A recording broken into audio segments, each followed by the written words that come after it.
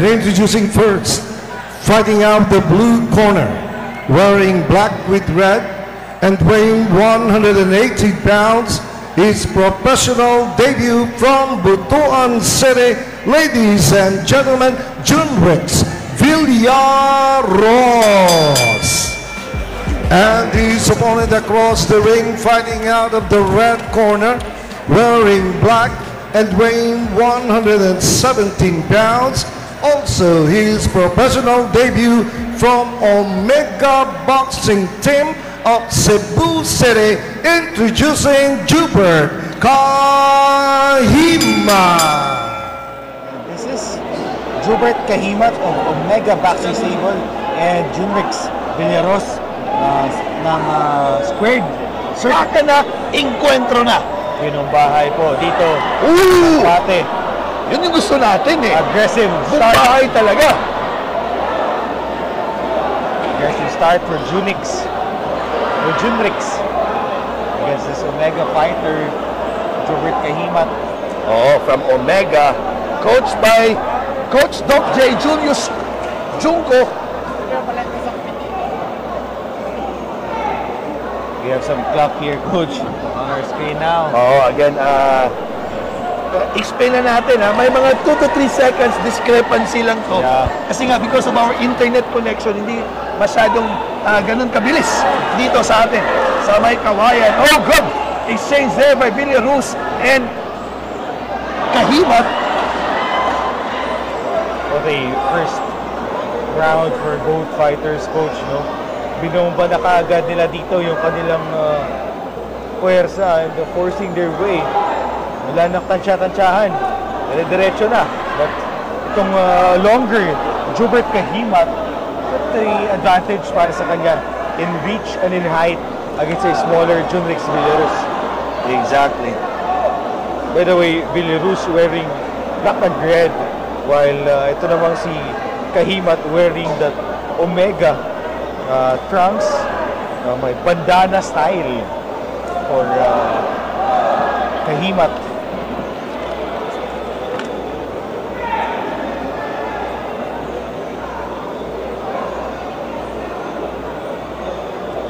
After that strong start, both fighters back to their pedal. 118 pounds tayo.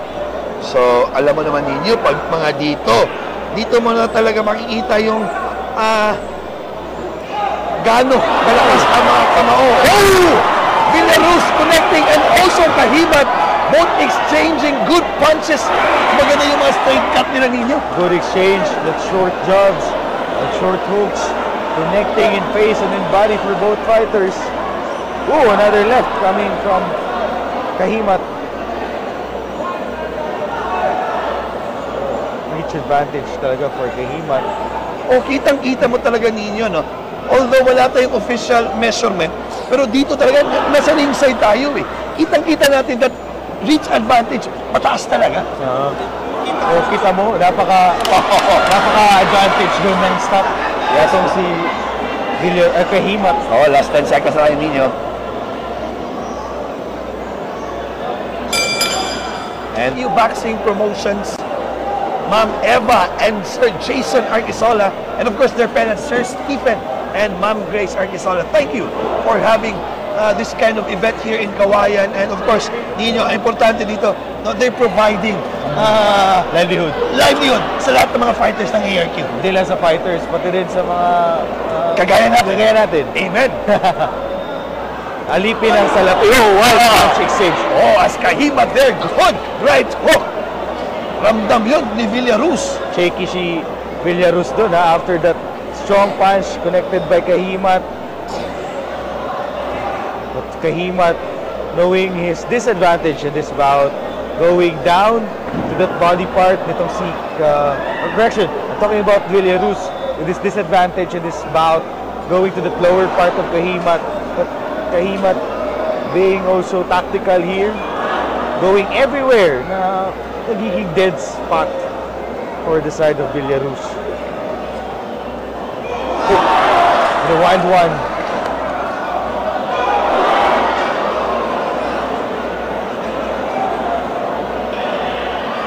tinamaan doon to si Villaruz.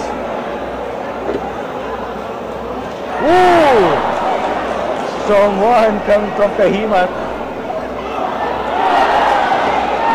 Shaky dito. Ito si Villaruz. Good exchange. Connecta din. Sakit nun! Ulo yun! Sumasakit yung ulo ko every time natatamaan sila dalawa sa mga ulo nila. Again, shout out din sa our live partner. Ito si Blackstream Production. Kaya pala sila naka-black. Naka-black po. Tayo rin. Shout out sa low connection once again coming from Kahimat. Body punch by Villaruz. Grabe yung mga Ito si Kahimat. Bawi din on the left. Villaruz kumakain talaga dito against a bigger and taller Kahimat. Again, shout out sa mga kaibigan natin. Direct Nobar Santiago sa blow by blow. Oh, sa lahat ng production. Boss MT Production. Oh, as Villaruz edging. Kahimat, pagbaka na, suntukan na. Under a minute tayo dito sa ating second round, coach. Ano a second round for both fighters. Another wild punch coming from Villaruz. 10 seconds.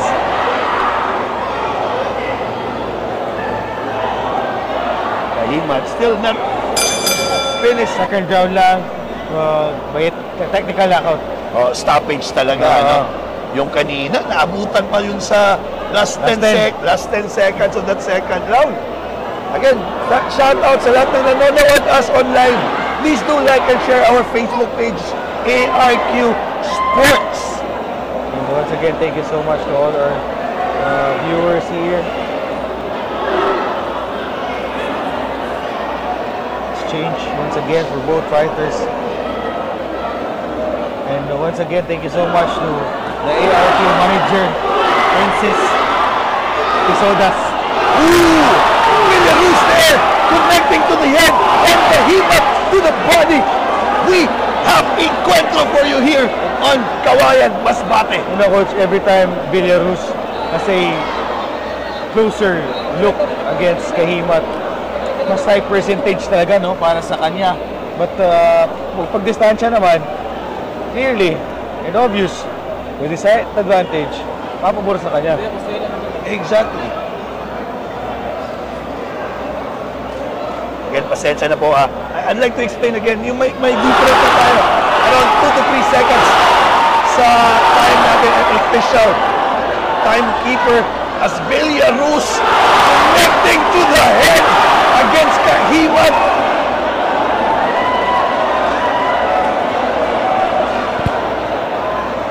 One minute pa lang po dito sa ating third round.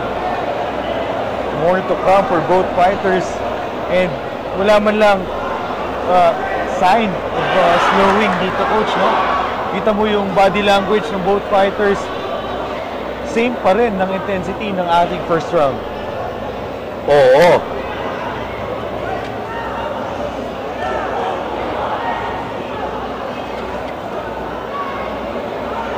Ooh, solid connection from Junrix Villaruz.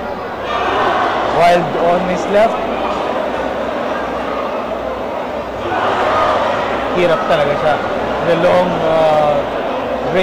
range na mga bitaw. Yung reach advantage talaga ni Kahimat, ginagamit talaga niya. Kaya nga, every time si Villaruz wants to get closer, he's always moving forward and he needs to be careful kasi he's opening up himself matatamaan.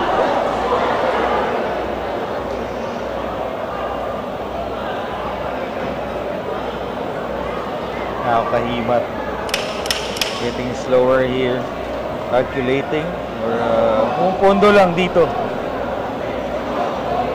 Just 10 seconds. Round 4 po ng ating bakbakan. Joubert Kahimat versus Junrix Villaruz. 118 pounds. 4 rounds itong ating schedule. Alam mo, maganda dito, Nino, compared sa first 2 fights natin, dito, round 4 na tayo, hindi pa to pagod yung dalawa as both fighters now they're having exchange. What a left hook there by Villaruz. And Kahimat clearly using again his reach advantage. Atras agad eh. Alam niya, delikado siya pag mga paglalapit siya dito kay Villaruz. Kita mo naman yung connections. And Villaruz, iba ang nakain ngayong araw na to. Kagaya ng taga Blackstream Production, iba yung walang tulog, kondisyon na kondisyon sila ngayon magtrabaho. And speaking of iba, ang iba yung momentum dito. Good start for Villaruz. Another right from Villaruz.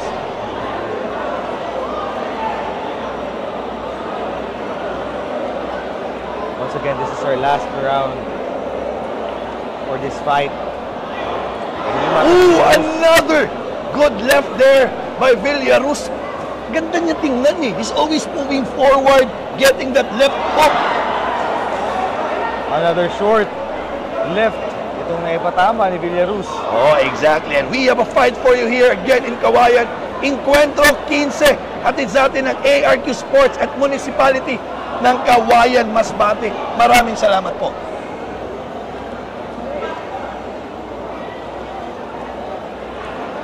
Connection by Kahimat in the face. Oh, last 1 minute. Medyo magpapahinga pa yan eh. Tatansya nila anong oras eh. Oh! What a punch there by Villaruz. Ibang klase to. Iba yung nakain. Yun lang masasabi ko. As Kahimat answering on his own. But hindi din natitibag itong si Kahimat, coach. Kahit napaka-solid ng mga punches ito si Villaruz. Eating it alive. Going to that lower part, ito si Kahimat. Needs to be careful sa mga hook shots dito. Pagod na din si Villaruz. 20 seconds in our last round.